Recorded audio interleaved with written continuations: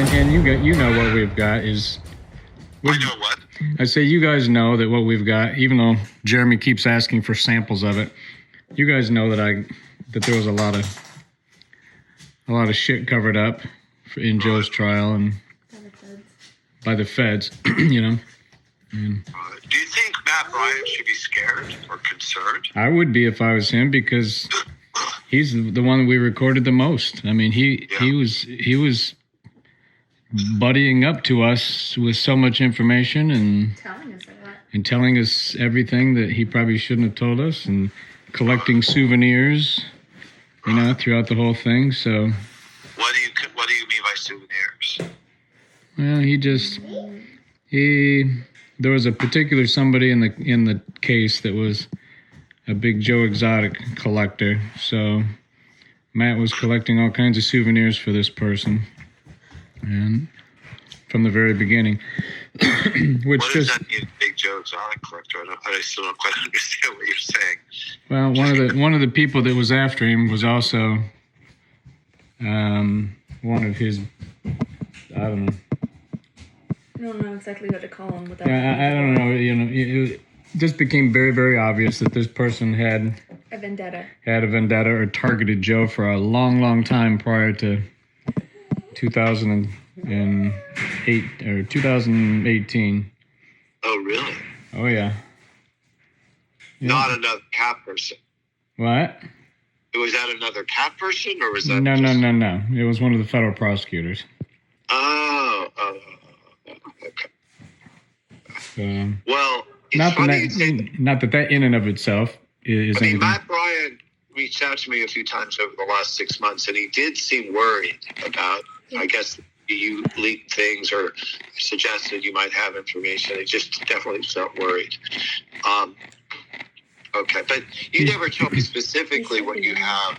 I know. I had to save something, you know. So I had to protect myself. And right. Lauren and I probably have, 20 hours? Yeah, probably. Probably 20 hours of recordings and miles and miles of text messages. And other government officials? Probably 19 of Matt Bryant. And an hour of the other FBI and other federal agents that came here from Fish and Game. U.S. Fish and Wildlife. Yeah, U.S. Fish and Wildlife. Well, it's still a federal agent. Yeah. Do you think any of it, though, Jeff, is substantial enough to change the results of Joe's situation? I mean, or do you think it's more stuff that might just get someone like Matt Bryant in trouble? Or do you think it actually is something that would, Matt Bryant actually free Joe? I don't know. I'm not an attorney, so I don't know what that bar is. But I can tell you that, for the first time, I got to read that trial transcript. Right. And the government absolutely let two people sit up there and completely lie about the way things transpired. And three. Lauren's saying three people. Absolutely. You mean on the stand? Yeah, on the stand. And I'm thinking, one of those might be Alan Glover. No, Alan actually, I think, was pretty precise with the truth, Okay. One might be John Finley. John was pretty accurate. One was definitely James Garretson. Let's put it that way. Oh, okay, interesting. Okay. And what they knew about James Garretson and let him lie about on that stand, and that's just one of them. And that's new. I mean, I didn't even know about that until I just read because I wasn't going to pay $1,500 for the trial transcript, and John Phillips posted it on his website, and I just tortured myself by reading it. And I was like, holy shit. Matt Bryant is sitting in that stand right now in that audience, allowing James Garretson to completely bury the truth. And because Matt and I discussed the truth just prior to that trial, and I gave him every bit of information. What? Just tell me. I mean, listen, I'm not recording you. I'm not doing anything. But what is it that James Garretson lied about the most?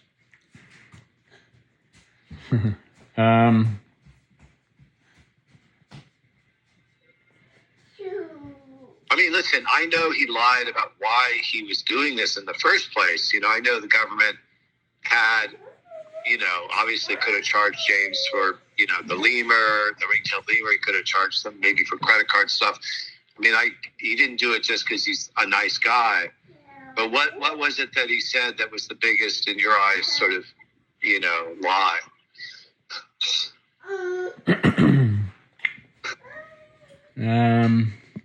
It definitely wasn't over the lemur. They don't. No, of course. So he sat there and completely lied about all that credit card stuff. Oh, and sure. I've got all the evidence of his credit card fraud. And when he sat there and said, "No, I thought that was going to be paid," No, I know he lied about that, and I know. But what's that really have to do with Joe? It's more he was getting. It's credit cards, all that shit.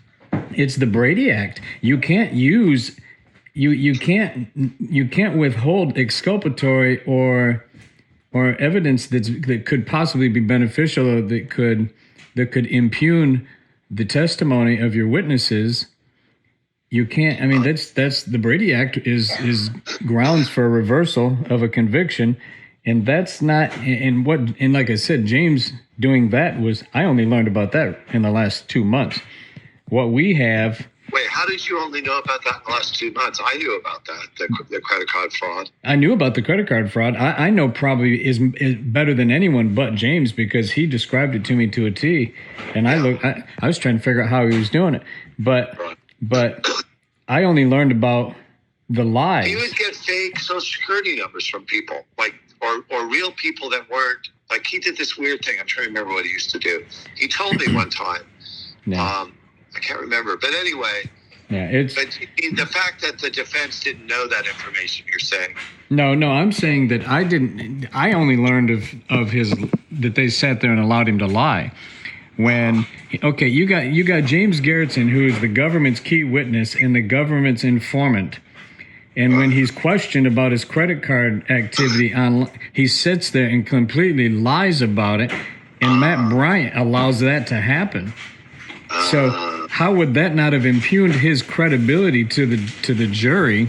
Yeah. To know that he was a credit card scammer who was being given a pass by the federal government in exchange for his testimony. Right. Well, I mean, the one thing we know is James is really good at lying. We all can lie, but James is probably one of the best. That's what he does every day. Yeah, he's a con man, and I was always good at smoke and mirrors, but James is just a master con man, liar, thief, and selling stolen cars to hundreds and hundreds and hundreds of thousands of dollars in credit card fraud. He's a criminal, and for them to sit and allow that criminal to lie on the stand during Joe's trial, when the jury has to evaluate, do we give this guy credibility? Is this guy honest? Just like James Garretson said that they only recorded me twice because his machine or whatever recording device he was using wasn't working. That's complete total bullshit. He called me every single day and told me what was going on and told me he was supposed to be recording me, but he said he wasn't. So apparently that was true. He was calling me every day from another phone, not the phone that the government had given him to make these calls with. He was calling me and telling me, "Don't come to Beaufort. Don't come back to Oklahoma. Don't, you stay the hell out there. This is about to go down." And here's, they sent Finley for a fake ID. I mean, we have him recorded. I've got lots and lots, and that's not even the best stuff. I mean, the best stuff is where we were told bold or flat out, do not share this with Joe's attorneys. Don't bring this up. Don't text anything about this to us. If you want to talk about this, you need to call us. Don't text this. And then we find out that the information we were told not to text about was not given to Joe's attorneys. So interesting. I mean, there's just you see these trials overturned all the time on corruption of prosecutors, and if this shit that we have isn't good enough to at least bring that into question, I don't necessarily want Joe out, but I also don't want to be fucked with by the DOJ. So I sent Matt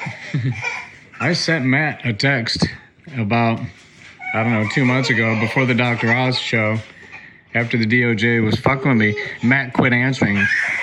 Sarah, Matt quit answering our text messages. And I said, well, that means that Matt's been told to stop talking to us.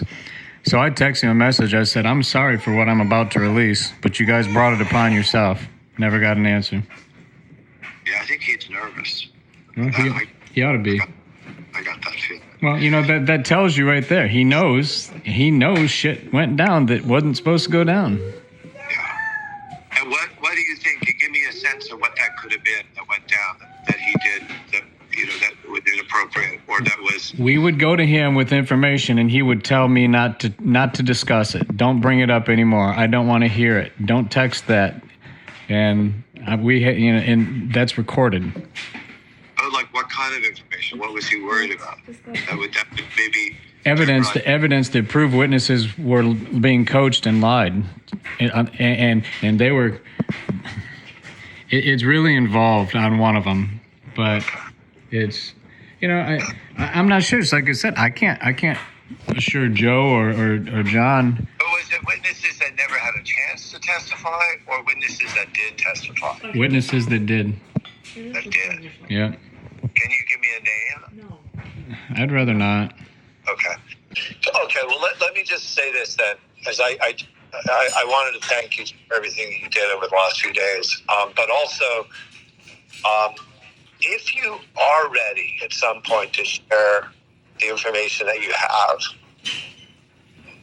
I'm just sort of thinking out loud. It might make for a really good final episode.